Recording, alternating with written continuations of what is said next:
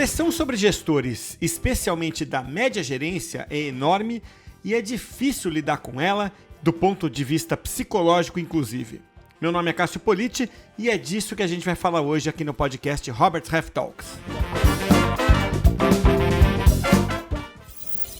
No Robert Half Talks, você está convidado a participar de discussões relevantes para se preparar para o futuro do trabalho e se adaptar a um mundo em transformação. Um podcast da Robert Half, a maior especialista de soluções em talentos. Para a conversa de hoje, eu tenho o prazer de receber aqui no podcast o José Henrique Salvador, que é CEO da rede de hospitais Mater Dei, que é oriunda de Belo Horizonte, 44 anos de existência e é uma das maiores consolidadoras do mercado de saúde suplementar do Brasil. José Henrique, prazer ter você aqui. Obrigado por aceitar o convite para esse papo. Oi, Cássio, tudo bem? Muito obrigado. Obrigado a você pelo convite e aceitar o convite, né, da Robert Half é um grande prazer para a gente. Somos admiradores do trabalho que vocês fazem, somos clientes, inclusive, né, da Robert Half para algumas frentes e vai ser um prazer contar um pouquinho mais sobre a rede Mater Dei. Uma honra ter vocês como clientes e ter você aqui hoje. E já que você falou em Robert Half, temos aqui o Fernando Mantovani, mais uma vez com a gente, que é o diretor-geral para a América do Sul aqui da Robert Half. Fernando, sempre bom ter você aqui. Obrigado por mais uma vez doar um pouquinho do seu tempo para o podcast. Valeu, Cássio. Obrigado, José Henrique e a Mater Dei por aceitar o convite e a confiança no nosso trabalho aí. É isso aí, vamos lá então. Queria começar falando aqui, José Henrique, das motivações, né, para uma transição na profissionalização de processos, né, de M&A na área de saúde para empresas familiares, né? Como é que se dá essa transição, né, especialmente quando se fala de profissionalização de processos, mas vista por dentro, vista por quem está vivenciando a coisa? Não, tá ótimo, Cássio. Obrigado pela pergunta. Dá uma oportunidade para a gente explorar alguns temas que para a gente são muito importantes aqui, né? Profissionalização, sucessão, perenidade do negócio, né? Como você mesmo disse aí no início, a rede Mater Dei de Saúde tem 44 anos, nasceu através de um sonho do nosso fundador, do Dr. José Salvador Silva, e a gente já está aí na terceira geração de familiares que trabalham aqui na instituição.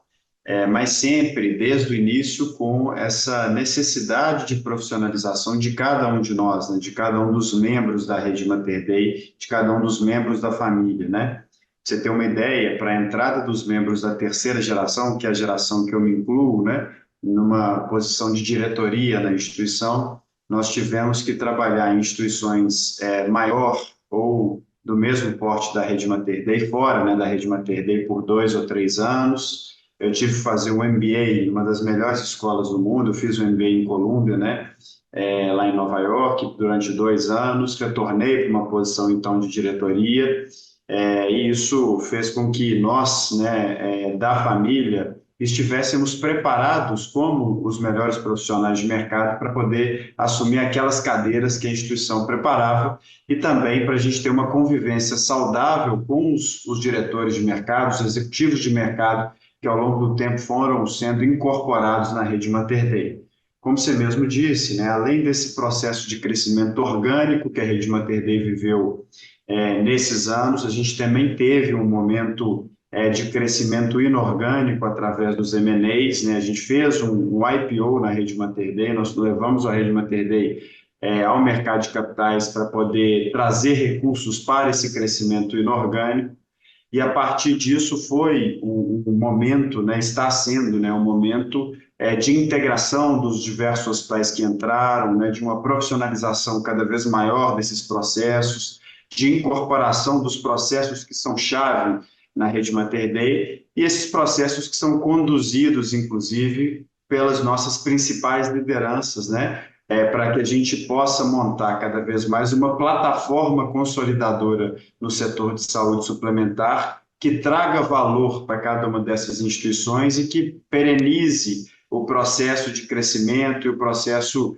de importância que a gente quer que a rede Mater Dei tenha nos próximos 40, 80, né, 120 anos. Esse é o nosso compromisso incorporar cada vez mais profissionalização, incorporar cada vez mais os preceitos da boa gestão para fazer com que a rede Mater Dei possa perenizar. E a gente acha, assim, que o componente da família nesse processo tem, né, uma importância porque dá uma visão de longo prazo cada vez maior para a companhia, né? Diferente de outras instituições que às vezes afastam um pouco a família dos negócios, no nosso caso não, a gente tentou preparar a família para que ela pudesse efetivamente contribuir aí com o crescimento da organização.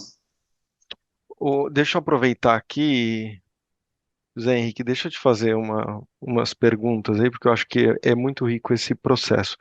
Muitas das pessoas que nos ouvem ou trabalham em empresas familiares ou fazem parte do grupo familiar dessas instituições, né? Eu queria te fazer 3 perguntas de tudo que você falou aí. A primeira delas, você falou um pouco sobre os requisitos preparatórios para que o membro da família seja elegível a trabalhar no grupo, né?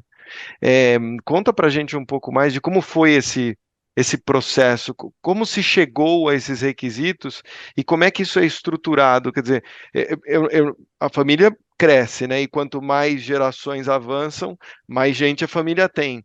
Como é que isso é limitado também, né? Não só o me preparar, mas como é que funciona essa fila e quanta gente pode entrar dentro dessa estrutura? Como é que isso é determinado por vocês? Fernando, ótima pergunta, e acho que a melhor forma da gente responder isso é através de histórias também que aconteceram com a gente, né? E o motivo desse processo ter sido estruturado da forma que foi, né? Dois fatos, né, que são hoje relatados pelo Dr. Salvador, ainda vivo, né, junto com a gente, com seus 93 anos, foram marcantes para essa estruturação do processo de sucessão aqui na Rede Mater Dei, sabe? O primeiro deles é que nós participamos aqui lá atrás, a Rede Mater Dei participou lá atrás de um programa da Fundação Dom Cabral chamado Parceiros pela Excelência, PAEX, né? Hoje tão difundido aí pelas diversas empresas do mercado, já formaram acho que mais de 100 turmas, se eu não me engano, nesse programa do PAEX. Nós participamos da fundação do programa, do PAEX 1.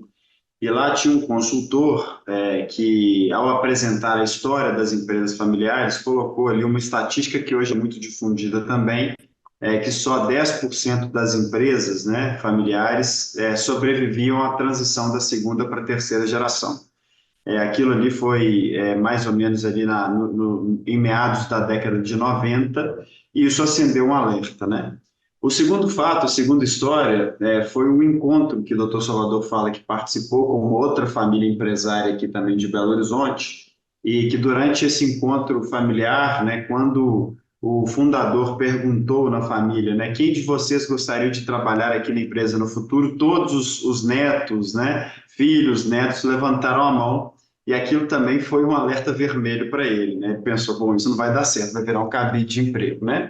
Então, o nosso processo ele foi feito da seguinte forma, né? E ele foi registrado em cartório em 1997, quando nenhum de nós da terceira geração tínhamos idade suficiente para pleitear qualquer tipo de cargo. Então, eliminou ali o aspecto da personalização, né? Para algum programa específico. Ele não foi feito para um, ele foi feito para o grupo, de certa forma, né? No nosso processo, ele foi estruturado limitando a participação, então apenas 4 membros da família poderiam pleitear uma posição executiva na empresa, né? Por que 4? Meu avô tem 4 filhos, né? Então um filho de cada filho do meu avô poderia pleitear essa posição. Nós somos 10 netos, né, na terceira geração, 4 trabalham na empresa e 6 não trabalham na empresa por causa dessa limitação, né? E, além disso, precisaríamos, né, de passar por um processo estruturante para que a gente tivesse a condição de sentar em alguma cadeira que estivesse vaga, porque ainda tem esse preceito no programa, né? Não se cria vaga na empresa, precisa de ter ali uma condição, uma necessidade da empresa em alguma posição específica para que o membro assuma. E aí, quais são os pilares desse programa que foi montado, né? A pessoa precisa trabalhar, fazer estágio na empresa, fazer um job rotation, conhecer as pessoas na instituição no início de carreira, né? Depois precisa trabalhar fora da empresa por pelo menos 2 anos para poder conhecer como é que funciona uma outra realidade.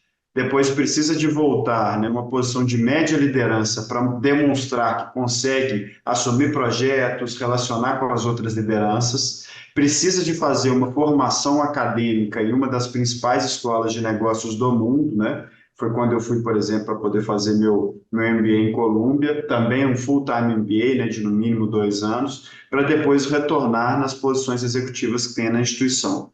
Então, é um mix aí de experiência comprovada na instituição, mostrando, né, que consegue liderar processos, um mix de entender como é que é a realidade de outras empresas de fora e também uma robustez acadêmica relevante para poder levantar a barra, né?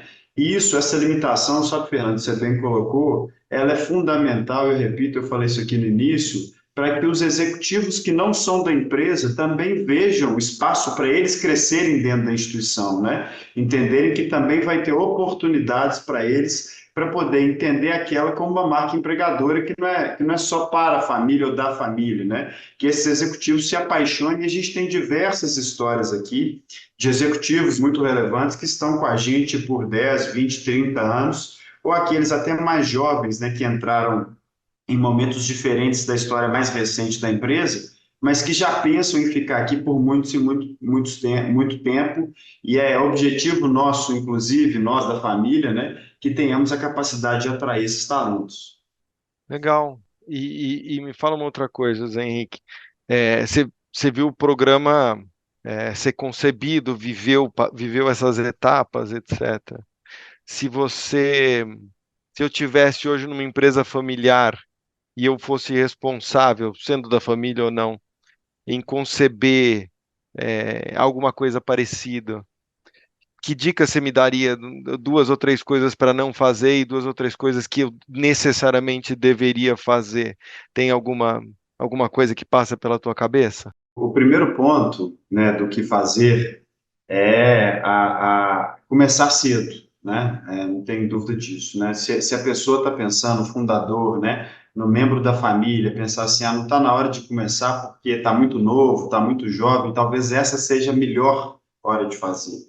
Que evitar, né, já no que não fazer, né? Evitar a personalização em um programa como esse pode fazer com que as pessoas ou alguns indivíduos da empresa se sintam é, é, desprestigiados em relação a algum específico, né? Um segundo ponto relacionado ao que fazer é tentar definir um modelo, né? Os modelos, eles muitas das vezes não são replicáveis, cada empresa pede um modelo específico, né? Conheço empresas que definiram por não ter nenhum membro da família. Conheço empresas que definiram por ter vários da família, sabe? Na nossa visão, a melhor forma de fazer é tentar ter um blend das duas, né? É limitar, né, para que não tenham muitos, mas estimular para que tenham alguns, porque todas as empresas que eu conheço que decidiram por não ter nenhum membro da família, em algum momento elas tiveram um certo segundo pensamento, né, em relação a esse ponto, porque careceram aí daquela figura também da família ali dentro, se estivesse preparada, né? Então, de certa forma, arrependeram por não tentar aproximar esses membros e pensar no médio e no longo prazo, né? Então, acho que essa é uma boa prática. Uma terceira boa prática é tentar achar um facilitador, né? Alguém que a empresa confie, um consultor, um profissional de mercado, para tentar também dar a visão externa do que está acontecendo no mundo, né? Dar perspectivas e tentar empacotar, envelopar também um programa como esse, sabe? Eu acho que essa também costuma ser uma boa prática. Em que momento, Zé Henrique, desculpa te interromper, vocês montaram o conselho consultivo, o conselho da família? Foi nesse princípio, veio um pouco depois? A gente montou o Conselho da Família mais recentemente, sabe? No início não tinha um conselho consultivo da família, né? As coisas elas eram organizadas mais no dia a dia, mas em 2011 a gente, ao fundar, né, o nosso Conselho de Administração, nós aproveitamos naquele momento para também fundar e formalizar o nosso Conselho de Família, e ele funciona desde 2011. E tem a lista do que não Legal. fazer, né? Exato. O que não fazer, eu comecei a falar, né? Primeiro, personalizar o programa. Acho que certamente essa é das piores formas, né? De dar visibilidade para a família. O segundo, né? Que eu acho que é um ponto também que deve ser evitado, é não trabalhar, né, em um programa como esse em um ambiente estruturado. A pior forma que tem é falar sobre sucessão, é falar sobre um programa desse nos almoços de domingo, por exemplo, né? Quando às vezes algum membro ou outro já está com outro tipo de propensão ali, às vezes alguém tem mais chance de ficar chateado, né, com a forma que está sendo feito, alguma ideia imposta, né? As discussões podem ficar mais calorosas, eu acho que certamente isso dificulta. E outra coisa do não fazer, né, que eu volto nessa questão, é fazer como se fosse um evento, né? Sucessão familiar não é um evento, é uma jornada, é um processo, né? Ele tem que acontecer seguindo passo a passo do que é necessário como um processo estruturado. Não dá para poder um sucedido ou fundador virar e falar assim, no ano que vem eu vou fazer a sucessão da minha empresa, eu vou pensar nisso e vou fazer no ano que vem. Não, tem que ser um processo de planejamento de longo prazo para que a coisa realmente funcione, né? Dentro desse processo todo, tem uma característica do negócio de vocês que acabou acontecendo, que foram justamente esses processos de fusão e aquisição, né? E quando a gente fala com o mercado sobre esses processos, o desafio normalmente tem dois grandes desafios que aí eu queria que você dividisse com a gente a tua experiência. O primeiro deles é retenção, quer dizer, o medo, né? O medo de fui comprado e não vai ter lugar para mim, como é que vai funcionar? Por aí vai, um monte de histórias que nascem na cabeça do ser humano. E o segundo problema que a gente encontra dentro desse processo de fusão e aquisição é o retalho cultural, né? É a habilidade da empresa de conseguir fazer a cultura desejada prevalecer, né? Como é que isso tem sido para vocês, Henrique? Como é que tem sido essa experiência? Que ferramentas, que boas práticas vocês têm adotado que você pode dividir? Ótima pergunta, Fernando. E vou começar pela segunda, tá? Que é o desafio da cultura, que nós decidimos fazer aqui na Rede Mater Dei, assim como a gente seguiu, né, pela integração da parte de suprimentos, do back-office, né, da parte financeira, nós também fizemos um programa estruturado para a gente fazer a integração da cultura, sabe? E nós partimos da seguinte forma: nós definimos em cada uma das unidades, não vou falar que definimos, né, mas nós identificamos em cada uma das unidades quem eram as principais lideranças, não só formais, mas as lideranças informais em cada uma das instituições. Nós trouxemos essas pessoas para um grupo, né, um grupo formado de 20 pessoas na Rede Mater Dei de Saúde, contemplando, então, executivos de cada uma das unidades. E nós fizemos, né, com uma assessoria, inclusive, né, de uma consultoria especializada, um programa de 2 anos para a gente identificar elementos-chave que faziam a Rede Mater Dei ser quem a Rede Mater Dei é, né? E desdobrar esses elementos-chave através de rodas de conversa, através de participação de cada um, definindo, né, como é que esses elementos-chave se faziam presentes no dia a dia das nossas instituições, né? Cultura é quem a gente é e como a gente faz, de certa forma, né? Então, é tentar trazer isso mais à tona nessas conversas, para que isso pudesse ser difundido, né, de uma forma mais capilar em cada uma das nossas instituições, dando transparência, inclusive, para cada um dos envolvidos. Essas referências nas unidades, elas ficam responsáveis por poder fazer também as rodas de conversa nas unidades e envolver, né, chegar na base, inclusive, para poder demonstrar quais são esses elementos de cultura relevantes, inclusive fazendo com que as unidades adquiridas sejam responsáveis por oxigenar, né, essa cultura que a gente está criando, né? A gente não fala mais hoje só de cultura do Mater Dei da matriz, mas a Rede Mater Dei ela está se transformando à medida que ela cresce, e com isso também os inputs, né, culturais de cada uma das unidades são incorporadas, mas seguindo aqueles princípios, valores, aquelas práticas que a gente acredita que tem que ser demonstradas, né, e ser prevalentes aí na forma que a gente faz no nosso dia a dia, sabe? Em relação à retenção, foi sua primeira pergunta, realmente é um desafio, sabe? Mas esse trabalho da cultura deixou isso muito mais fácil, porque fica muito mais claro para as pessoas quando a gente tem os elementos culturais que fazem a Rede Mater Dei ser quem ela é, e aí nos elementos culturais, né, a gente tem a parte soft da cultura, mas nós temos a parte hard da cultura, né? A disciplina de execução, a busca por resultados, o foco em resultados, né? E as pessoas que eventualmente em alguma unidade ou outra não coadunam com essa cultura, não entendem, né, que também essa parte ela é relevante, elas acabam realmente não ficando em algum momento, mas de uma forma muito transparente, fica muito mais claro o porquê, né?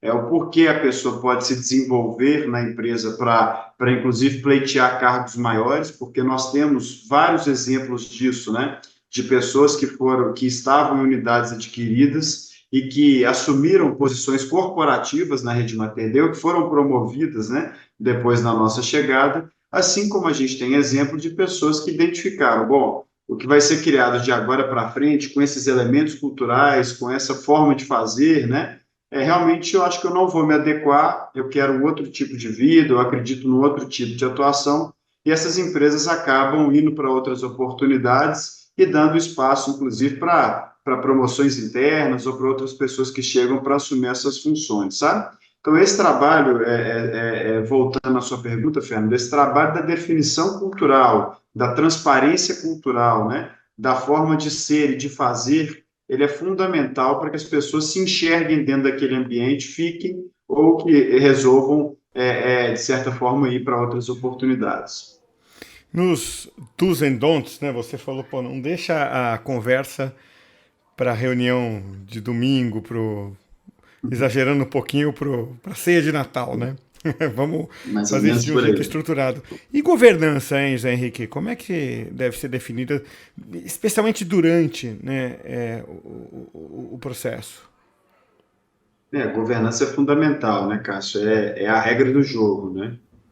Por isso eu acho uma utilização, né, de um facilitador fundamental, porque essa regra do jogo ela tem que ser setada de início, assim, né? Bom, nós vamos seguir por esse caminho, nós vamos definir qual vai ser o programa de sucessão, nós vamos fazer isso nesse determinado período, nós vamos ter essa e essa regra. A regra de decisão vai ser por unanimidade, né? Nós vamos discutir até chegar num consenso. Se não chegar num consenso, nós vamos ter que fatiar esse bicho entre as famílias para discutirem e depois voltam com uma decisão. Então, essas regras de governança, de como é que a decisão vai ser tomada, elas são fundamentais, primeiro, para não deixar ninguém de fora, mas segundo, para fazer com que as decisões sejam efetivamente tomadas. Acho que, conhecendo de outras culturas, de outros exemplos, né, de outras histórias, inclusive, que esses programas às vezes fracassaram, e acho que sua pergunta é belíssima por causa disso, um dos principais fatores é o da governança, né?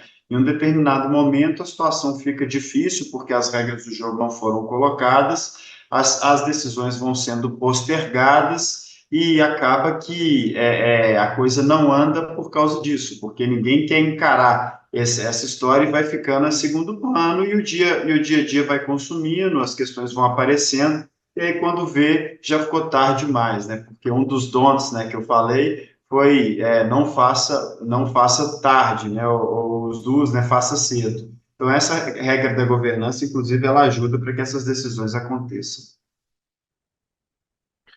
Eu tenho uma pergunta aqui, José Henrique, que é bem pessoal, né? Quando a gente vê o mundo corporativo, as pessoas têm a tendência de olhar e falar a parte bacana da história. É o neto do fundador, tá lá, virou CEO. Lógico que ia virar, todo mundo sabia que ia ser o CEO da empresa e por aí vai, né?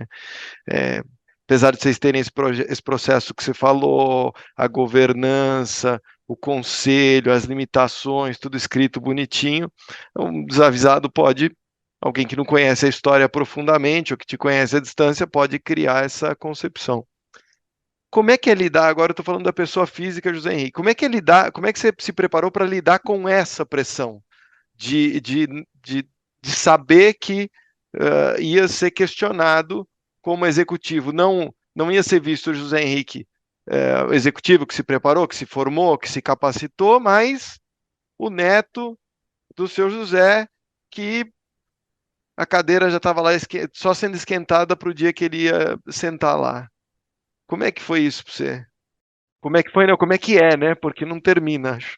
Não, acho por mim, não só por mim, né, porque eu não quero personalizar isso, mas por nós da terceira geração, né, porque da mesma forma que eu assumi como CEO em novembro de 23, a gente tem o Felipe, né, que assumiu a vice-presidência médica, a Renata, que assumiu a vice-presidência comercial e marketing, a Lara, que assumiu agora a diretoria de inovação. Nós todos temos trajetórias parecidas de certa forma, história de vida, história na empresa também semelhante, né? Todos nós tivemos que ralar bastante, né, para a gente poder crescer aqui dentro. Acho que isso é um dos principais pontos, assim, sabe? O Dr. Salvador sempre trouxe para a gente, né, ele, também a segunda geração, que o ideal nesse tipo de programa é o chamado binômio, né, de amor e disciplina, né? E as duas coisas elas têm que andar juntas e as duas coisas elas têm que ser de certa forma equilibradas, né? Então é o amor, né, para poder da ciência do propósito, para poder participar as pessoas, para acolher nos momentos difíceis, né?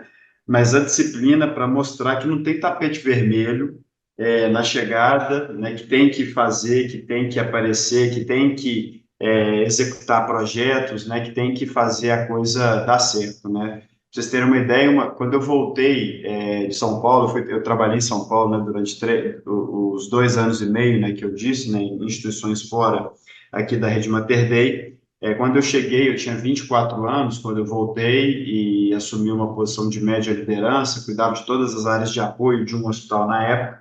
E quando eu cheguei, 2 semanas depois, eu lembro muito bem do Dr. Salvador, naquele momento era o CEO da empresa, o Dr. Henrique, diretor clínico, né, meu pai, né, que depois virou o CEO, me chamaram e falaram o seguinte: olha, já tem 2 semanas aqui, acho que já deu, de certa forma, tempo para você fazer alguns diagnósticos, mas nós já temos também um diagnóstico em relação a um determinado gestor que está aqui há 27 anos, e a gente acha que você deveria demiti-lo.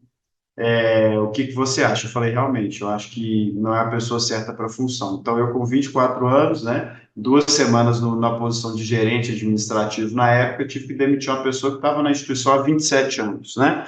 Então, igual a isso, foram diversos outros momentos de teste, né? Diversos outros momentos de crescimento para que fizessem que a gente fosse aceito internamente. Não adianta nada ser da família, não adianta nada saber que somos, inclusive, acionistas, né? Se a estrutura interna da instituição não acolhe e não, quando eu digo acolhe, né, não admira a liderança de alguns de nós, porque senão as coisas depois ficam fáceis. E o meio corporativo, vocês sabem muito bem disso, ele expele esses determinados entes que não conseguem, né, performar dentro da instituição.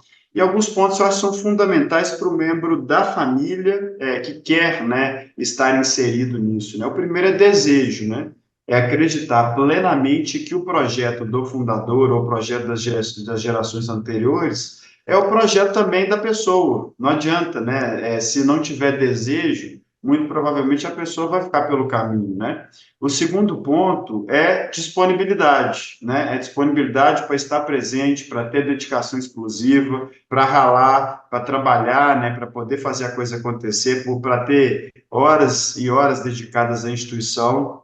Uma das coisas que talvez seja diferente, às vezes, né, para algum membro da família, é que não tem final de semana, se necessário. No nosso negócio, principalmente, que é negócio de serviço, que é o hospital, telefone disponível 24 horas por dia. A família, inclusive, tem que saber disso, né? Então, minha esposa, por exemplo, está casada comigo desde 2015, sabe que é assim. Meu telefone tocou por causa de um paciente, eu paro o que eu estiver fazendo para atender. Então, essa questão da disponibilidade e também da disciplina, né, são fundamentais para isso. E ao longo do tempo, o crescimento na instituição ele vai ficando natural.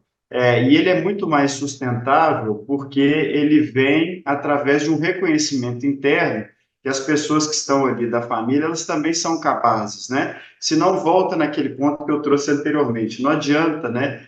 Se tivesse, né, hipoteticamente, uma cadeira sendo esquentada para alguém sentar, muito provavelmente alguém da família sentaria ali, mas os outros executivos que são necessários, né, tão necessários para a perenidade da empresa, eles olhariam para aquilo e falariam assim, pô, nós não concordamos com isso, né? A gente percebe a verdade quando você fala, né?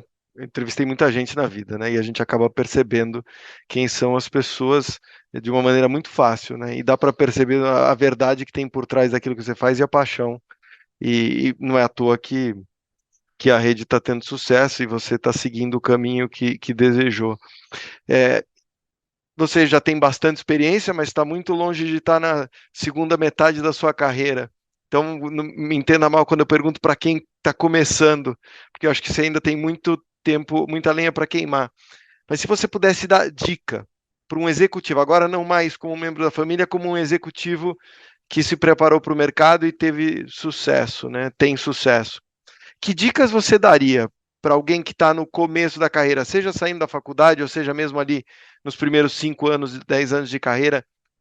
Que você falaria para isso? As pessoas pedem por fórmulas mágicas, né? Fórmulas mágicas não existem. É, que conselho você daria? Como você diz, Fernando, eu tô novo ainda, né, meus 37 anos, então, como você disse, eu tenho muita lenha para queimar, mas acho que a gente vê acontecer, assim, daqueles que são jovens, que estão começando, sabe? É, primeiro, ou muito rapidamente, fazer um exercício de reflexão para poder entender o que quer da vida, né? Em que negócio quer trabalhar, qual tipo de indústria que te interessa, qual tipo de projeto ou legado você quer, de certa forma, deixar, sabe? Eu acho que as pessoas hoje, até pela facilidade da informação, a facilidade ou a quantidade, na verdade, né, que a informação chega, né, o chamado tomar água de hidrante, né? As pessoas elas vão sendo levadas para poder fazer as coisas, né? Então, eu decido por um trabalho porque eu tive uma oportunidade, tenho um salário, um benefício que é interessante, então vou seguir naquele caminho, né?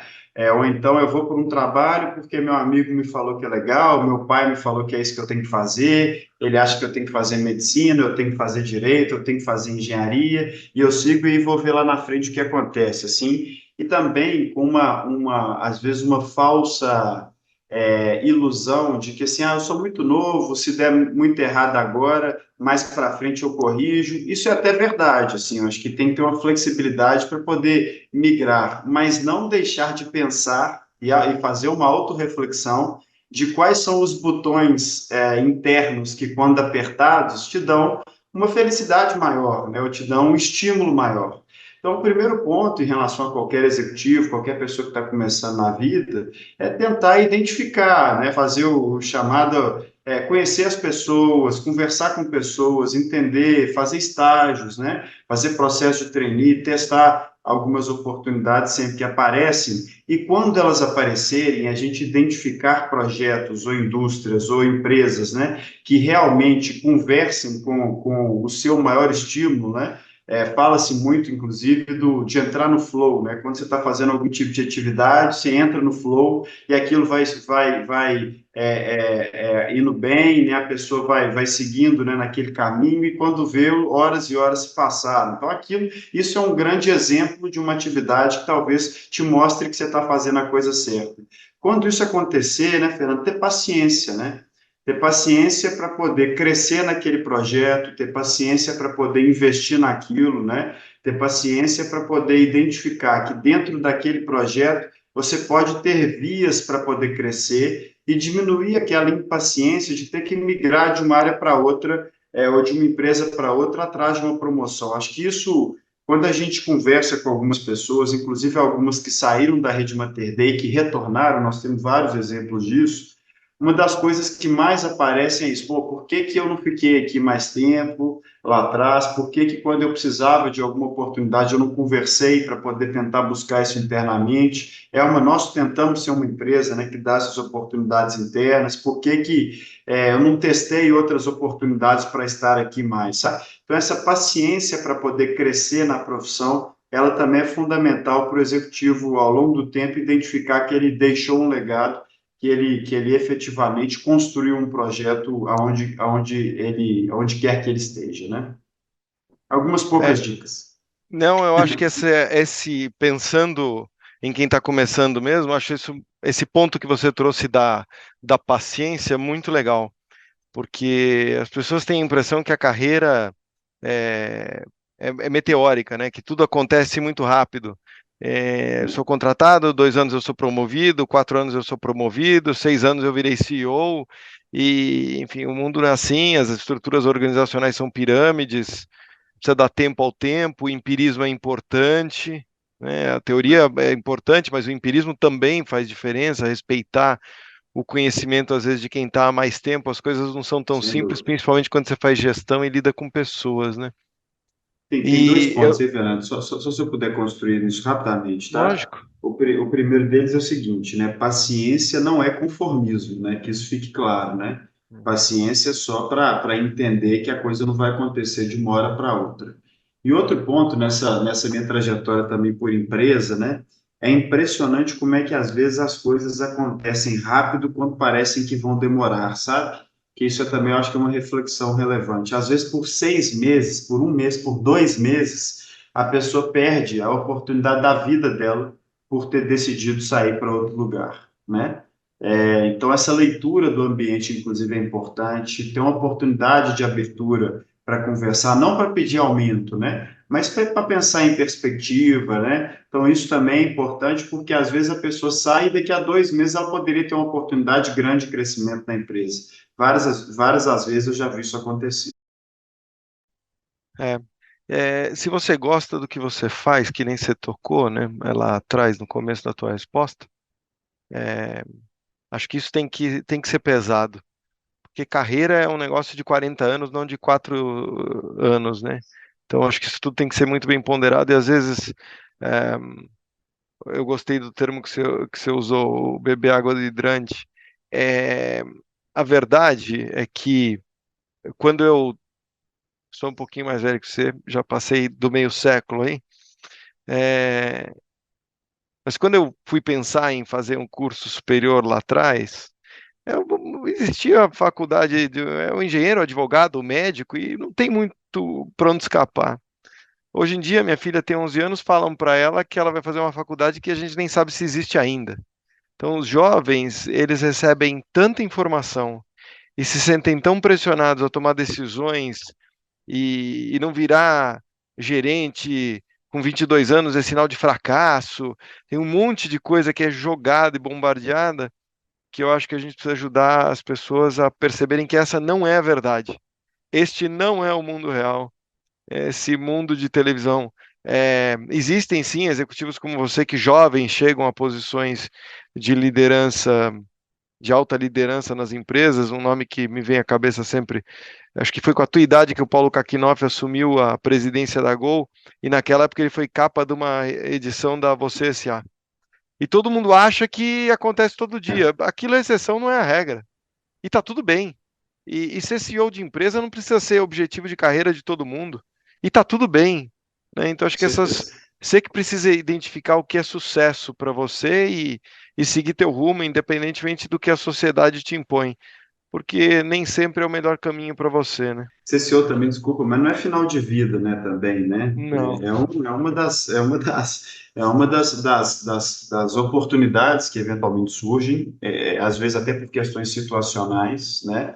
Tem coisas que não estão no nosso controle, mas que surgem, aparecem, e se a pessoa acha que ela está na condição, é que ela aproveite, que ótimo, que vai ser assim, mas também não é o final da vida, ou não é a linha de chegada, de certa forma, igual algumas pessoas tentam vender isso, né? É um projeto, é uma oportunidade de fazer, sim, uma diferença maior, às vezes, do que em outras posições, mas tem muitas outras formas de fazer a diferença e muitas outras oportunidades que podem ser construídas, né? Eu acho que é aquilo que é a tua definição de sucesso que importa, né? E é o que você falou, ser CEO não é mar de rosas, porque todo mundo, quando pensa no CEO, começa a pensar no bônus, esquece do ônus, que nem você mencionou aí no meio da história, né? O telefone toca, a gastrite às vezes aparece, vitrine, você é exposto, você perde noite de sono e às vezes até outros eventos familiares por causa de situações que fogem do teu controle e tem que ser realmente uma opção. Eu devo estar atrapalhando bastante tua estrutura aqui, Cássio, mas eu tenho mais uma pergunta para fazer para o Não, não, Zé Henrique. você tá facilitando o meu trabalho, Tá bom. Fernando. Eu tenho uma pergunta para o Zé Henrique, pensando no mundo atual. Aí, pensando agora na cadeira que você está sentado como principal executivo da Mater Dei, o que tira o teu sono hoje, Zé Henrique? Como CEO do Mater Dei, se você pudesse falar uma, duas, três, enfim, coisas que têm te feito perder algumas horinhas de sono, o que são elas? Obrigado, Fernando. É isso que você falou, né? Na posição do CEO, são várias as coisas que tiram o sono, às vezes coisas menores, mas coisas grandes, né? O ponto que tira o sono, e isso tem que ser sempre a nossa preocupação no dia a dia, né? É essa questão da perenidade, né? É a gente ter a clareza que o que a gente faz hoje é o requerido para que a rede Mater Dei seja relevante no futuro, né? E até pensando nisso, hoje, quando a gente pensa, né, nas tendências em termos de digitalização, inteligência artificial, mudanças de modelo de entrega, mudança, né, na percepção do consumidor. Acho que nós estamos aí no limite, né, de uma grande mudança global que vai acontecer para todas as instituições, e isso precisa tirar o sono dos executivos, né? A forma que as pessoas vão lidar com as empresas, vão avaliar as empresas, né? Vão se sentir copartícipes, inclusive, de serviços, no nosso caso, é fundamental que a gente pense em novos formatos, né? Nesse sentido, por exemplo, a gente fez, nesse nosso processo de crescimento, a gente fez aquisição, né, de 50,1% de uma empresa de tecnologia, a A3 Data, né, que tem nos ajudado bastante a estruturar a nossa forma de pensar, e tem incorporado diversos elementos relevantes aqui no dia a dia da Rede Mater Dei para isso, né? Um outro ponto que tira o sono é o quanto as pessoas, né, também na instituição, elas estão preparadas, imbuídas, né, e sendo desenvolvidas para poder assumir essas necessidades, né, e desafios que a gente tem na instituição. Então, esse é um outro ponto que é necessidade, né, e função do CEO pensar como é que estão os processos de desenvolvimento, de avaliação de pessoas, como é que está o processo sucessório dentro da instituição, nós estamos cuidando disso, né? As pessoas têm as capacidades técnicas, mas também têm as capacidades de relacionamento, né? Os chamados soft skills que a instituição precisa, e mais do que isso, sabe? Que é algo que tem que tirar o nosso sono. As pessoas, elas carregam os valores que são tão relevantes para que a gente perenize uma instituição como a nossa, que é de serviços, que lida com saúde, né? Isso está no coração das pessoas que estão aqui, então esse desenvolvimento de pessoas também é algo que tira o sono. E acho que vivendo no Brasil, né, um terceiro ponto, né, que também tira, de certa forma, o nosso sono, são as questões macroeconômicas do país, né, como é que o país está desenvolvendo os fundamentos, né, para ser relevante, como é que o mercado ele também está se desenvolvendo, né, está saudável, não está, o que pode ser melhorado, como é que os nossos governantes, inclusive, né, vão pensar sempre num ambiente adequado para as empresas, porque efetivamente nós não vivemos seres, nós não somos seres isolados, né? Nós não vivemos em situações estanques, e quando a gente tem mercados mais positivos, né, com perspectivas cada vez melhores, a gente sabe que tem uma chance maior das empresas crescerem, desenvolverem, e a gente espera que isso também aconteça no nosso país. Temos tentado dar a nossa pequena contribuição para fazer com que a gente tenha, né, sociedades melhores, tenha ambientes econômicos melhores, né, que a gente possa também contribuir, né? Hoje são mais de 8.500 pessoas empregadas, né, diretamente na rede Mater Dei, 10 mil médicos cadastrados, além desses 8.500, né? Então, são muitas famílias que, de certa forma, se beneficiam pelo que a rede Mater Dei gera, né, em termos de empreendedorismo, e cuidar dessas pessoas, né, também é algo que, de certa forma, tira o sono. Puxa, fiquei aqui só tomando nota e um aprendizado enorme, viu, Zé Henrique? Porque você está vivendo isso intensamente e, do outro lado, te provocando, te fazendo perguntas, o Fernando, que conversa com gente todos os dias há muitos anos. Então, foi o meu papel aqui pegar uma pipoca, um refrigerante, né? E, Fernando, você ajudou muito, viu? Facilitou muito o meu trabalho aqui. Hoje foi só ouvir o que é o mais interessante, que é o que todo mundo que está acompanhando a gente faz. Então, Zé Henrique, muito obrigado por participar hoje aqui com a gente. Uma honra ter você aqui e ainda mais sucesso para vocês aí na Mater Dei. Obrigado a você, viu, Cássio? Algo que a gente fala sempre é que a história tem que estar só começando, né? Encarar cada dia como se fosse o primeiro dia, é assim que a gente tenta, de certa forma, fazer aqui e ter a oportunidade de conversar com vocês, né? Ter a oportunidade de escutar as perguntas, de ouvir as reflexões, faz com que a gente também reflita bastante e esse ambiente de troca aí é fundamental. Muito obrigado pela oportunidade grande de apresentar a Rede Mater Dei no canal tão prestigiado quanto os seus. Um abraço, Obrigado. viu? Obrigado. E, Fernando, obrigado mais uma vez aí pelo seu tempo com a gente. Imagina, queria agradecer mais uma vez aí também ao Zé Henrique. Acho que para quem está tendo a oportunidade de escutar, ouvir a experiência de uma pessoa, de um membro de família, de como estruturar, profissionalizar uma empresa, de um executivo que se prepara para o mercado de trabalho, como ele avalia pessoas da equipe, como se preparar e o que tira o sono de quem está na cadeira. Quer dizer, são várias facetas aí que eu acho que o Zé Henrique trouxe muito valor agregado. Obrigado pela confiança, Zé Henrique, obrigado pela conversa aí, foi muito legal, tenho certeza que o pessoal vai gostar. Obrigado, Cássio. Este podcast é produzido pela Robert Half, a consultoria global de soluções em talentos que mais cresce no Brasil. Venha fazer parte dessa história, trabalhar com pessoas e ser o agente da evolução e transformação da vida de profissionais pode ser uma atividade muito gratificante, além de uma excelente oportunidade de carreira. Acesse a seção Trabalhe Conosco do